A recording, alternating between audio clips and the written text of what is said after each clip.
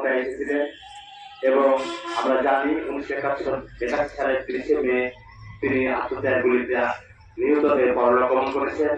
পরবর্তীতে বাংলাদেশ জাতীয়তাবাদী দলের ভাইস প্রেসিডেন্ট হিসাবে বেগম খালেদা জিয়া দলে সদস্যপদ লাভ করেন এবং 1983 সালে এবং 86 সালে বাংলাদেশ জাতীয়তাবাদী দলের চেয়ারপারসন তিনি নির্বাচিত হন এবং তৎকালীন প্রেক্ষাপটে তিনি গণমানুষের নেতা হিসাবে আপসী নেত্রী হিসাবে স্বীকৃতি পেয়েছিলেন এরশাদ বিরোধী আন্দোলনে। আমরা সেখান থেকে 90-এর গণঅভ্যুত্থান ঘটেছে এবং পাশাপাশি 91 নির্বাচনে তিনি আমাদের সফল প্রধানমন্ত্রী নির্বাচিত হয়েছিলেন।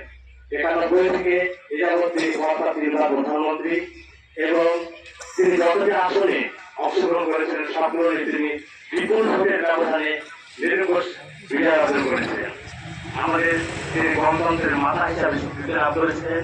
তিনি দীর্ঘ সংগ্রাম এবং গণতন্ত্র প্রতিষ্ঠার জন্য তিনি অনেক নির্যাতিত হয়েছিলেন। এই নির্যাতিত দেশ মাতা আমাদের ছেড়ে গতকাল